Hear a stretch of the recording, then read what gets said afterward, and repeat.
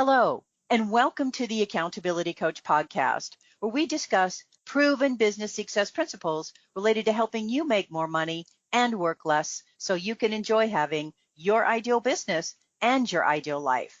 This is Ann Backrack. Today we have a special guest with us who I know you will find to be fascinating and interesting as he shares powerful ideas to help us reprogram our mind to overcome bad habits, addictions, fears, phobias, emotional issues, and pretty much anything and everything else you can possibly think of from A to Z. Jonathan Royal, his stage name actually, is an international celebrity hypnotherapist, master of positive mind control, presenter of the documentary Extreme Danger, Extreme Hypnosis, and author of over 30 books, including Shitnosis, helping you get over the shit in your life and get your shit together. Welcome, Jonathan. We appreciate you joining us. Thank you, Anne. Thanks for inviting me. Well, so we're all on the same page. How does hypnosis work, generally speaking?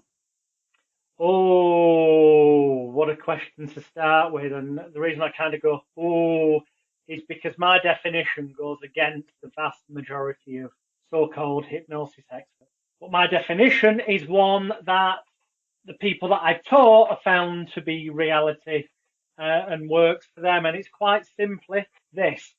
Hypnosis doesn't exist in the way most people think it does. There is no special zombie-like, trance-like state. It is just a state of belief. So as for how does hypnosis work, it is just manipulating somebody's emotions, thoughts, feelings, energies, some might argue, and internal experiences to ultimately change their belief or amplify their belief or manipulate a belief in the direction that is relevant to what the person doing the hypnosis is intending to achieve. Now, fortunately, the vast majority of the time, that's going to be something very positive, as it would be if somebody came to me or another hypnotherapist for therapy to overcome a habit, addiction, fear, or phobia, or depression, or anxiety attacks, or whatever. Then obviously the intent would be that the hypnotherapist would be helping manipulate those thoughts, feelings, energies, emotions, and currently existing beliefs in such a manner that it would transform the way the person was thinking about things so that they no longer felt as low or experienced any element of any further wanting, for example, sugary or fatty foods if they were trying to lose weight, or no longer wanting or desiring or craving tobacco when they came to the session they were a smoker. But instead it would have been transformed so that all the thoughts and feelings and energies and emotions connected to anything around that once used to bother them in the past would now be positive, empowering, and kind of like a biofeedback circuit feeding back to them the evidence of them continuing to achieve that they set out to, i.e. becoming and remaining the confident, happy, healthy, relaxed non-smoker. So is it something like you see on the films where somebody swings a swinging watch, the person goes into a zombie-like sleep state? Generally speaking, no. But the reason I say generally speaking is because if somebody was to have nefarious intent, negative intent, then it is indeed, of course, possible to manipulate people's emotions, thoughts, feelings, energies, and belief systems to steer them to do things that they may not consciously previously wanted to do. But fortunately, the majority of people out there are not nefarious. Most people out there don't know how to do such manipulation. But unfortunately for us as a human population, people like governments and politicians and high pressure salespeople do know, there just being a few random examples, do know the power of emotionally manipulating people to get them to buy things they may not have wanted to buy, or to get them to vote for political parties they may not have previously thought they had any alignment with, or to get involved.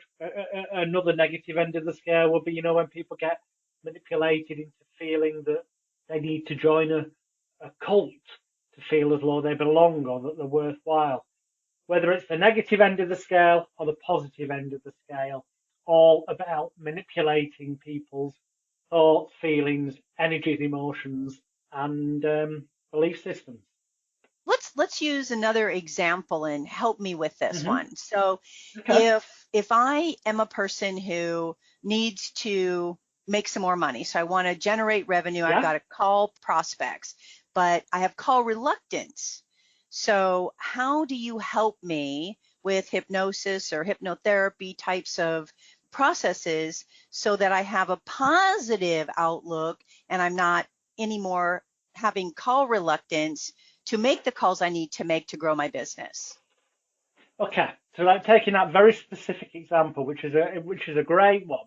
There's various things that I could do with somebody on a one-to-one basis, or that they could do for themselves using the kind of techniques that I teach in my book, Shitnosis, helping you get over the shit in your life and get your shit together. Because although it appears to be mainly aimed at helping people to overcome habits, addictions, fears, and phobias, and health issues from A through to Z, the techniques can also be used ultimately to reprogram your personal laptop computer, your unconscious, subconscious mind, to help you to stop doing the things you're currently doing that you don't want to do, and also to help you start doing the things you want to do that you're currently not doing, which is exactly what needs to be done in the example you've just given. So what I would do is help an individual or guide them through the pages of my book and the interactive videos that they can access via the QR codes in the book to focus on the positive feelings of that experience. Because the reason for call reluctance is people don't like rejection. Nobody has ever said when they get a successful telephone sales conversion, nobody has ever said when they put the phone down and they've just made a sale, oh, I don't want to make any more sales. No, nobody's ever said that. If you think about it, they've not said it out loud, they've not said it internally. If they have said it, they said it as a joke. But from a true feeling in every nerve fiber, tissue, and muscle in their body, when they actually make a successful sale, the last thing that would enter their mind to say, think, feel, or believe would be the thought of, I don't want that to ever happen again. However, that's exactly what enters your head, repeated, even if only at an unconscious level, when somebody hangs up the phone or tells you to F off, stop interrupting my time, or maybe you are lucky enough that they'll listen to you for a while, but then they make an excuse or whatever, and ultimately you end up ending that call without a sale. People automatically, whether they, obviously they don't want to, but like in a lumpy, whether it's consciously, unconsciously, or both, more often than not, it's both, people feel that as being rejection, which is a very negative, painful, emotional feeling that's getting kind of triggered and twanged call after call. And when you think about it like that, it's no wonder that the vast majority, if not every telephone salesperson or business person that uses the telephone to sell their products or services will at some point experience call reluctance. It's because it's not that they're reluctant to make the call.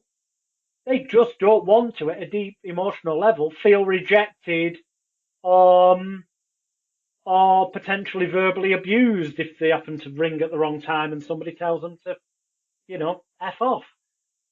So what I would help that individual do through an important seeming ritualistic process, some people would call it meditation, some would call it progressive relaxation, some would call it hypnosis. It's the fixation of attention so that the critical faculty, the analytical area, or some call it the executive function of the human brain, can, as I metaphorically say, I think of it as like a nightclub doorman of the mind.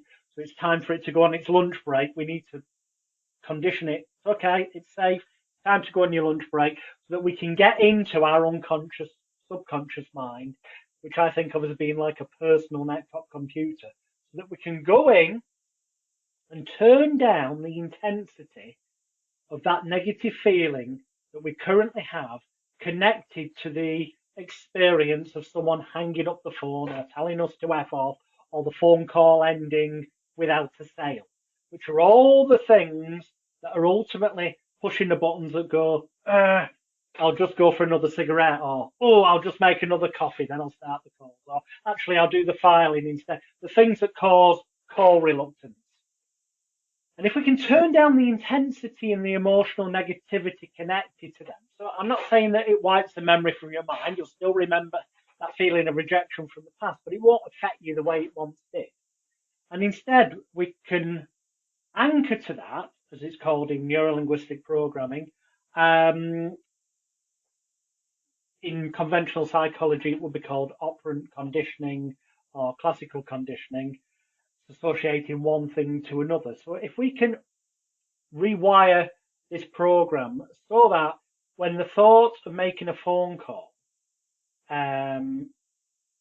is thought processed in the mind of the individual, rather than the thing that's got the most sort of emotional charge in the person's mind and body being that of rejection, negativity, failure and all that, and it being hard work. Instead, we need to wire it up so that the first thing that the person thinks of is how fantastic and wonderful it feels when they get a yes, when they make a sale, when it's successful, when it works the way it should, when it works the way they'd want it to. And then we need to one of the processes I would do is I would have them imagine seeing an image of themselves in a kind of magic mirror. And in this mirror image, they're seeing themselves picking up the phone and feeling enthusiastic about it. And in this imaginary image of themselves, they see that them, the perfect them, saying to themselves, you know what, it really doesn't matter whether this call converts to a sale or not. Because as we know, as I'm sure you know, and I'm sure all the listeners know, every industry has a number. Now, I don't know what that number is for your particular industry, but I have worked with sales teams in the past, and pretty much every industry has an average number. Averaged out when they take all the salespeople and look how many calls they make to how many sales get converted over an hour, a day, a week, a month, and a year. They can pretty much, with very good accuracy, say that in a certain industry, maybe it's 50 calls have to be made before you get 2 or 3 appointments, and from those 2 or 3 appointments, one of them become a sale. Different for absolutely every industry, I know, but find out what your industry general number is, and that's very important if you are self-employed and there's only you if you're a one-person band. Because when you feel isolated and alone, that contributes to heightening the negative feelings and emotions and thought direction.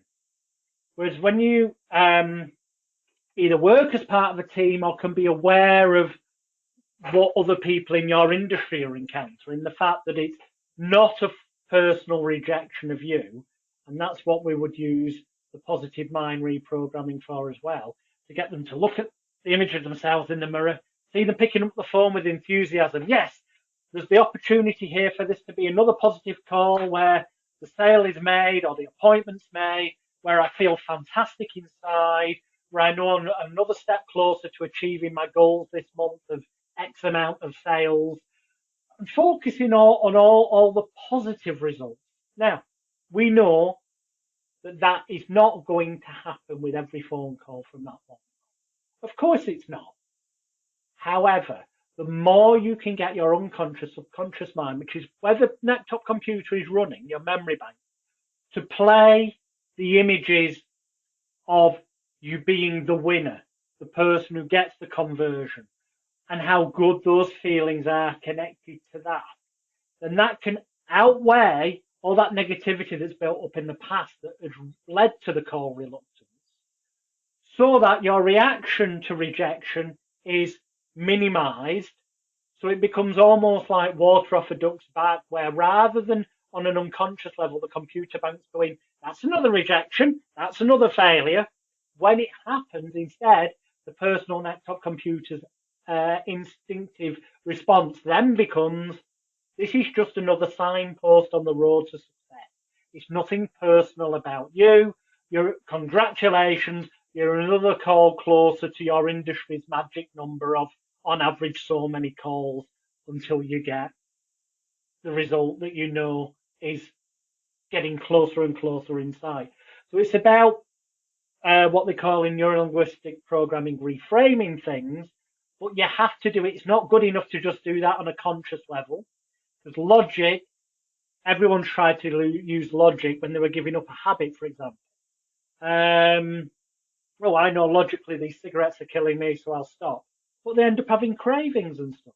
And most people end up relapsing. And the reason for that is because by then the habit and addiction, combinations of both, are running as an automatic program in their personal laptop computer, the unconscious subconscious mind.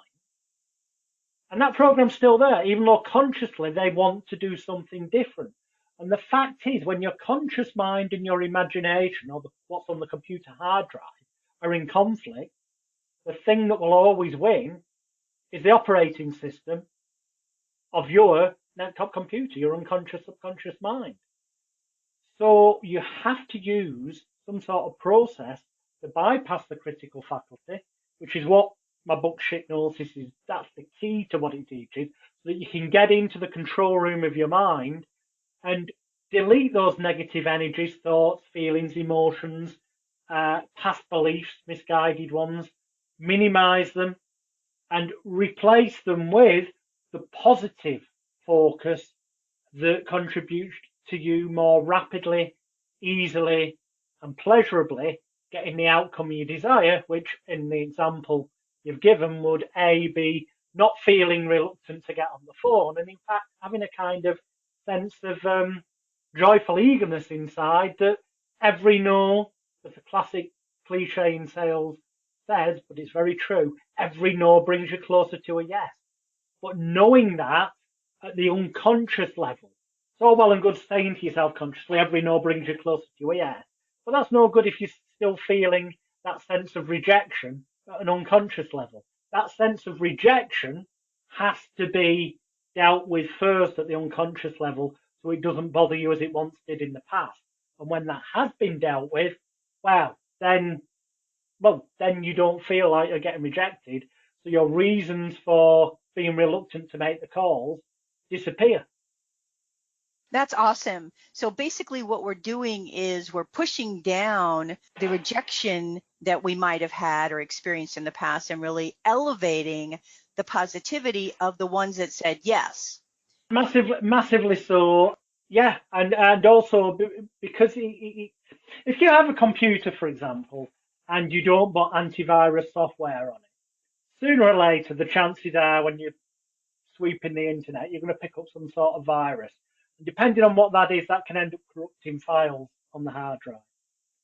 And the cold hard truth of the matter is it doesn't matter what you try to tap into your computer, restart it or do, until you actually take some action in the form of getting antivirus software and possibly even software to remove the stuff that's been corrupted and repair it, and then install antivirus software. Unless you do something to fundamentally change things at that hard drive level, then it doesn't matter how much tapping you do of the keyboard, giving it instructions to try and get it to do X, Y, Z. It's quite relevant, actually. It's the 4th of May as we record this, so it's May the 4th be with you day. And in Star Wars, Master Yoda says to Luke Skywalker, do or do not.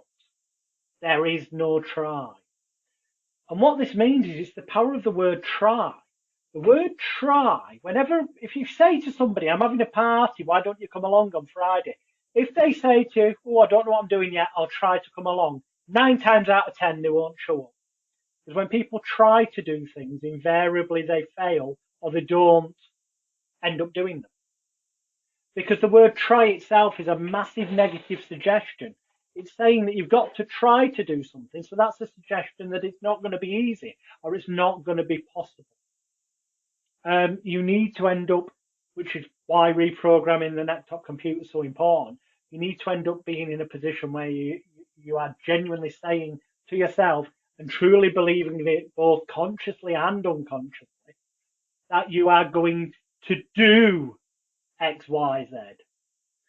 But that's got to be something that's in alignment and in congruence. So, consciously, there's people out there who say they are going to do everything it takes to no longer smoke. But if they've still got that addiction program running on the neck-top computer, sooner or later they're going to relapse. Or if they don't relapse, because that need for the addiction, that bad program's running on the computer still, it has to manifest somehow. So on a laptop, that might slow down your real computer. In a human being, it might manifest as turning to an addiction of eating sugary foods instead of what they used to do, which was smoking. And it will always either relapse or manifest until such times as you remove the key triggers that are causing it, which with every human being on the planet, always at some level, it's an underlying emotional imbalance that the person doesn't feel worthy enough, or they don't have enough self-confidence or self-esteem or self-image or self-control, aka willpower. And if there's any imbalance there, that would have a knock-on effect on their self-love, their self-worth, their self-respect, and their positive selfishness, that ability to look after themselves. And if there's any imbalance there, that will have a knock-on effect on their sense of self, their self-identity, who they are, and they'll end up feeling like something's missing. And all of that roots to whether or not the individual ultimately feels, and feelings are purely illusionary, whether they feel as a human being loved, wanted, needed, appreciated, cared for, cherished, and valued. There's been any imbalance there, and this is from birth up to the present time, any imbalance there will have a knock-on effect on all those other things. And these things go deep and affect the way the programs run or don't run, as the case may be, in the person's unconscious, subconscious mind. And if they're carrying around self-blame, shame, guilt, regret, or feelings of rejection, whether that be from sales calls of the past or past relationships, doesn't matter. If the focus of their neck-top computer is that there are more negative thoughts, feelings, energies, and emotions running than positive, then ultimately that is going to cause some shit on some level in their life. Hence, with Shitnosis, my book, the tagline is helping you get over the shit in your life and get your shit together, because we get to the root and we kind of take this viewpoint that all of us, myself included, this is not something you do once and then are a perfect individual. You can't just put an antivirus software on your computer once and expect it to be safe forever. There are updates, whether that's weekly or monthly. So it is with us as humans as well. You can't just do these exercises once and expect life to be perfect for the rest of your life. You have to continue doing positive work on yourself on a daily, weekly, monthly, and yearly basis. And the psychological tools to do that, to reprogram your neck-top computer, are what we focus on in the book. But at the root, simplistic sentence explanation would be that we reduce the negatives of that bothered the person in the past and amplify and anchor the positive thoughts, feelings, energies, and emotions that can motivate them towards the lifestyle, the thoughts, the feelings, the experiences, reactions, and outcomes that they truly desire.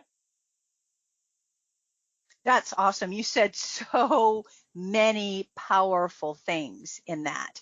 Really, amplifying the positivity, because we've all had positive experiences, but we dwell on those negatives so much. That always carries the heavier weight. It's that little voice inside us. Some people these days, it's become the buzz term, imposter syndrome. this idea that, you're actually going to get found out one day, that you're not as good as the bits of paper you've got or your 20, 30 years of experience actually show. Why, when we have so much evidence of our past success, do we end up listening to that stupid little voice inside our head? And the reason is because that stupid little voice is based on what negative thoughts, feelings, energies, emotions are being focused on most by that neck-top computer. So the answer is, that's another reason why you want to get in there and reprogram it, because what you want to have playing in your head, that little voice, is the random thoughts and comments of, I am good enough. It's okay, this one was difficult, but the next one will be easier.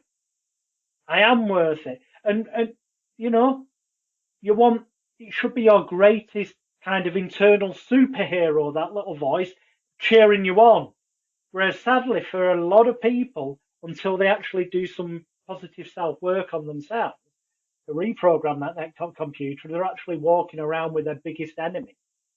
So true, so true. The other important thing that you said, which I didn't really make the correlation to, I, like you, don't like the word try. And every time I hear one of my clients say, I'm going to try this, I said, no, you're not. You're either going to do it or you're not. And just make a choice, and commit to that. So what you said was, try is a negative suggestion to yourself.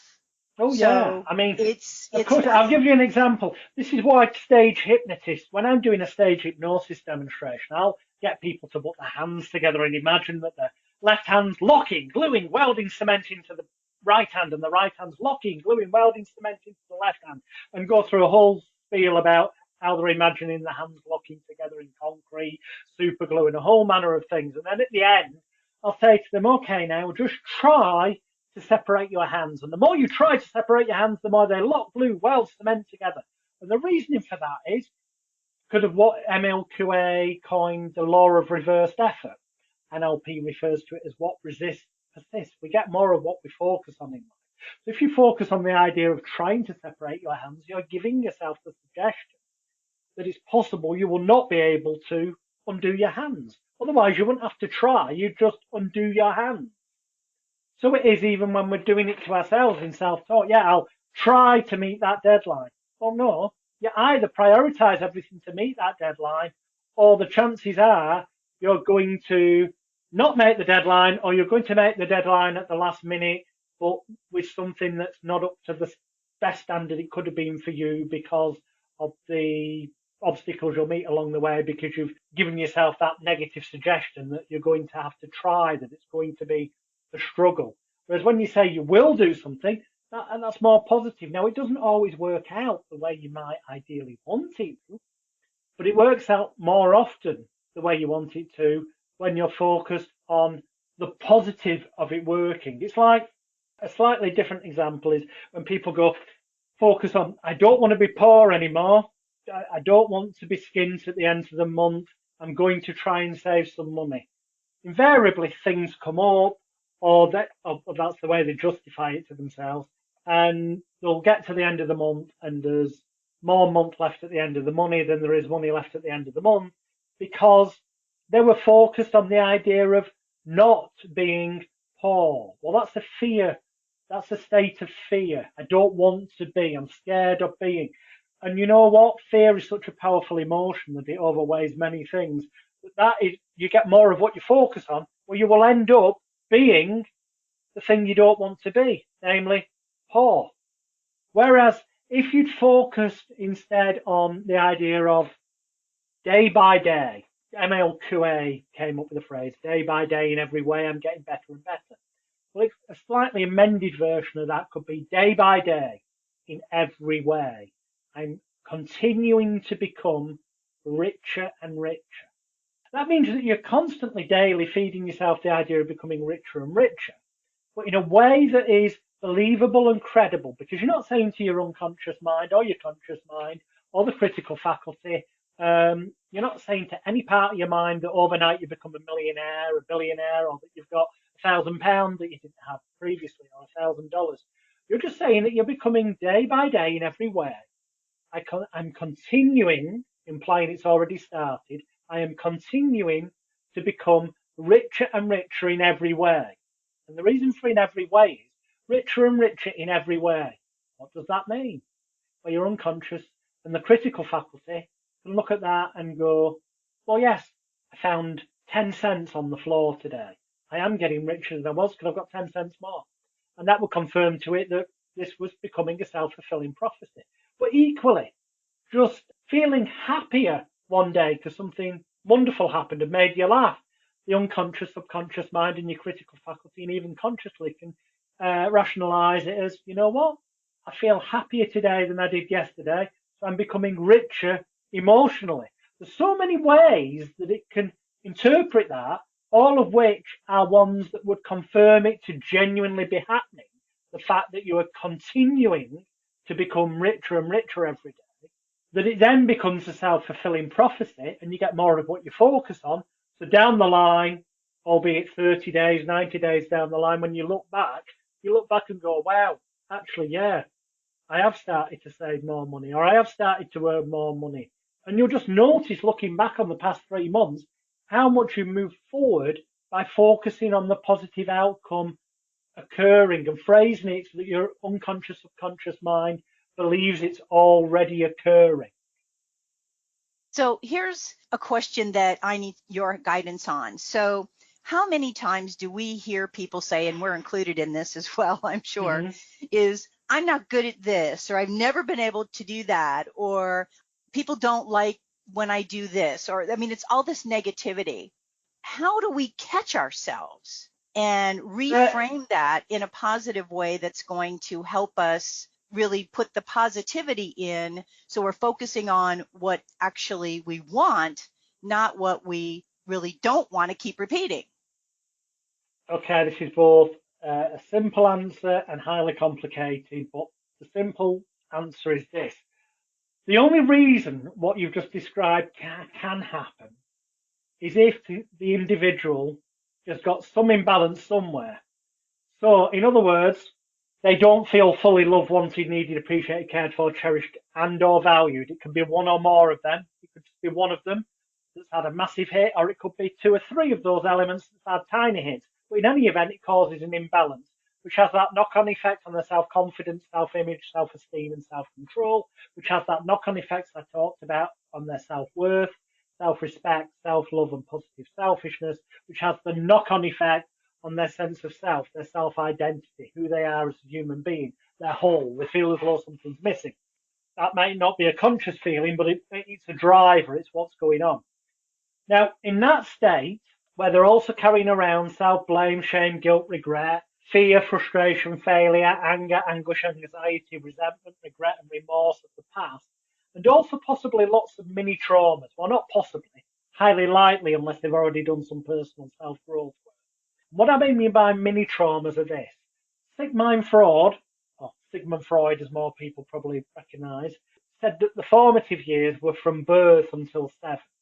In my experience, I actually believe it's more till around teenage years, puberty, because it's not until around that time that the executive function of the mind, aka the critical faculty analytical area, the nightclub dormant of the mind, starts its job. So up until then, all suggestions, all experiences, positive and negative, and in between, go into that unconscious, subconscious, the personal laptop computer. Then at around puberty, executive function kicks in, the analytical critical area. And what that does then is stops negatives automatically getting in, unless they get through extreme trauma, fear, or repetition. But unfortunately, what it's doing also is locking in all the negativity that's gone up to that point, and also all the traumas. And they can be what I would call mini traumas as an adult. I'm not saying that everyone's been sexually abused or violently attacked, although some people have, and that means they've got even bigger traumas they need to unlock and let go of to be able to move forward as the best possible then. But take this example. No, most adults would think if I said at 3 years of age at a party as a child, let's say you'd been playing with a red balloon and you love this red balloon, and in your imagination at that time as a child, it turned into a magical fairy kingdom cast full of lovely little magical fairies. And kids don't know the difference between imagination and reality, so this is totally real for you in that moment as a 3-year-old. And unfortunately, then at that party, an adult walks past and knocks you by accident, and you fall forward onto the balloon and it bursts, and you start crying. And the adult thinks you're crying because of the loud bang of the balloon, which obviously is a contributory factor, and the fact that the balloon's burst, which again, yes, is a contributory factor. But what that adult doesn't realise, so they don't console you for it, they can't, because they can't possibly understand what you're going through at that time as a 3-year-old, is that as a 3-year-old, that was your magical fairy kingdom castle. And it was full of magical little fairies who just, their castle, their kingdom, their world has just been destroyed and all the little fairies have been killed. That is as traumatic to the 3-year-old as it would be to us as adults now, losing a loved one or family member in an horrific road accident. And yet, as an adult looking at it, until perhaps I've described it the way I just have done, you'd probably think a balloon bursting at a 3-year-old's party could cause you now as an adult to be walking around with self-blame, shame, guilt, regret, fear, frustration, failure, and all these negative thoughts, feelings, energies, and emotions that are holding you back or manifesting you in some way negatively in your life, whether it's a habit, addiction, fear, or phobia, or is that little voice in your head that focuses on more negative than positive. Well, actually, yeah. And we've all had dozens, if not hundreds, of what I call these mini traumas, things that happen to us when we're 1, 2, 3, 4, 5, 6, 7, 8, 9, 10, 11, even 12 and 13, up to the point of puberty and the executive function kicking in before that nightclub dormant of the mind gets in place. There's already tons of these that have got onto that hard drive that you're walking around with that needs, as I mentioned before, reprogramming. The negative stuff deleting, positive antivirus software for the mind installing. So, and that's the entire focus of my book, Shitnosis. So the answer is, what I would say to people is that they're probably walking around, unless they've already done personal self-development work to a big extent, they are walking around with a wounded, metaphorically, a wounded inner child that's part of them, and also a metaphoric laptop computer that's running these negative trauma programs in the background and is the cause of that little negative voice. So you've got to forgive, accept, release, reprogram, and reframe all the negativities of the past. You've got to let go of all that self-blame, shame, guilt, and regret, which is remarkably a lot easier to do than it may sound, by helping to heal metaphorically that inner child. And there is a process for doing that in Shitnosis to help you, as it says in the particular chapter, let go of the shit of the past and get over that negative shit. You've got to let go of that and then effectively make yourself whole again by balancing those emotional pillars out that we spoke about before. And again, that's a major focus of the book, because the first chapter says, ask the question, are you emotionally constipated? Is there a blockage that's stopping you fulfilling your best potential, being your best self, doing the best you could do? And in the vast majority of cases, most people listening to this will currently have what I call emotional constipation, blockages, self-doubts on some level in some circumstances. But once you use the processes to help you reprogram that Necton computer and balance out those emotional pillars so that everything then along the way as a knock-on effect balances out and repairs and you feel whole again. When you feel whole and complete, you find that you no longer have that negative voice in your head. You don't react to what in the past you would have perceived as rejection in the way you once did. You view things, everything differently when you fully realize, that person actually could have just been having a bad day. That person just doesn't want a sales call. It's not that they specifically don't want a sales call from me. They don't want a sales call from anybody right now.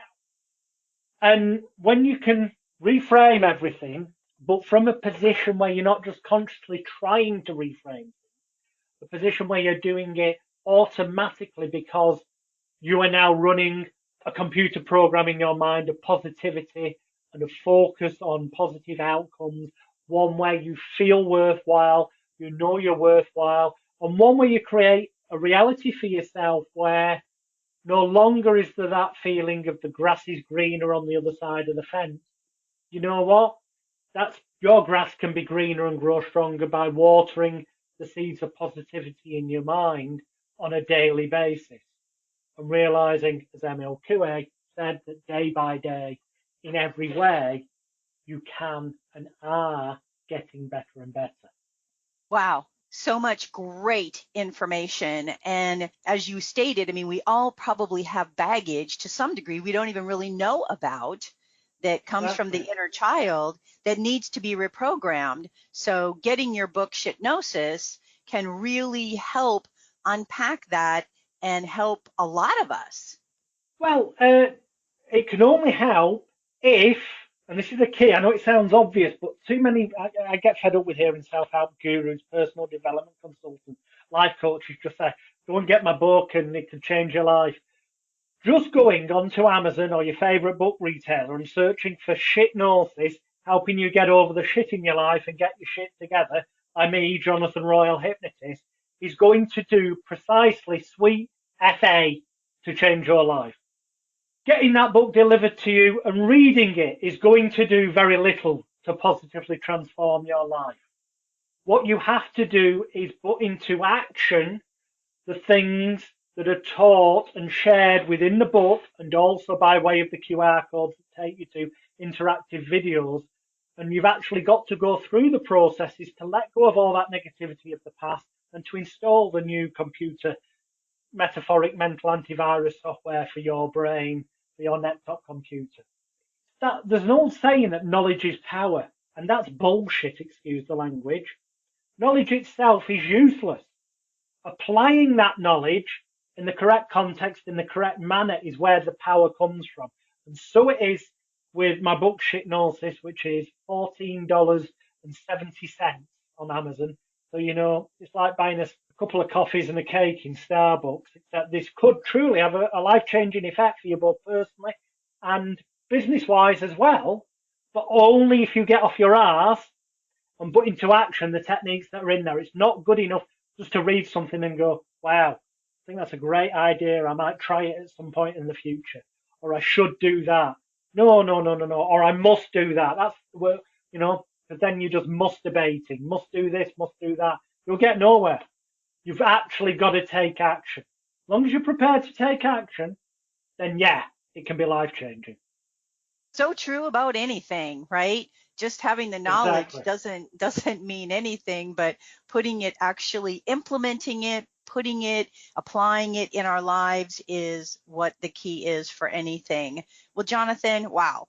I thought this was amazing. I took a lot of fantastic notes, and I can't wait to delve in and apply your techniques in Shitnosis. I appreciate you being a guest today, and love everything that you had to say.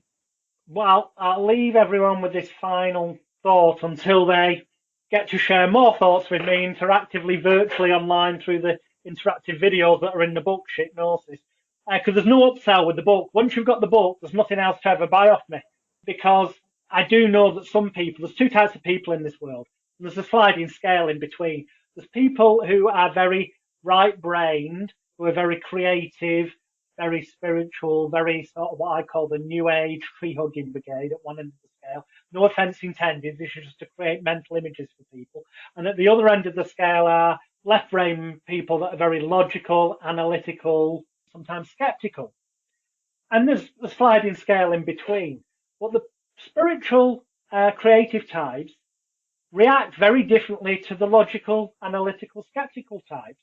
So techniques that work to help reprogram the laptop computers, the creative types, won't work for the logical and vice versa, which is why in Shitnosis, we either give you two different techniques for each thing so that you can find the one that works best for you, whether you're at the logical end of the scale or the creative, or we show you how to adapt the techniques so that they will work for you. All with one key aim, and that key aim is to help you to realize and become the best possible you. The only person you should really be competing with in life. You shouldn't be comparing yourself to other salespeople. You shouldn't be comparing yourself to other business people or in your personal life to the neighbours next door.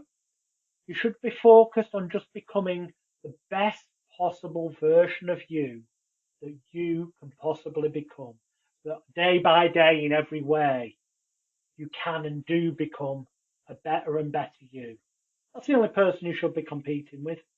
Couldn't agree with you more. Again, appreciate your time today. Thank you very much, Anne. It's been a pleasure.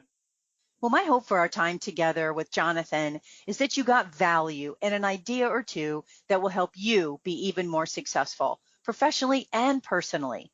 Feel free to share my podcast with others, as it can be found on most podcast platforms and in most English-speaking countries. And if you'd like to get a short daily fix from me, subscribe to the Accountability Minute, which can be found on most podcast platforms and in most English-speaking countries as well. Want more proven business success resources and tips? Subscribe to my blog at accountabilitycoach.com/blog. And always remember to aim for what you want each and every day. Until next time, make it a great day, today and every day. I appreciate you listening.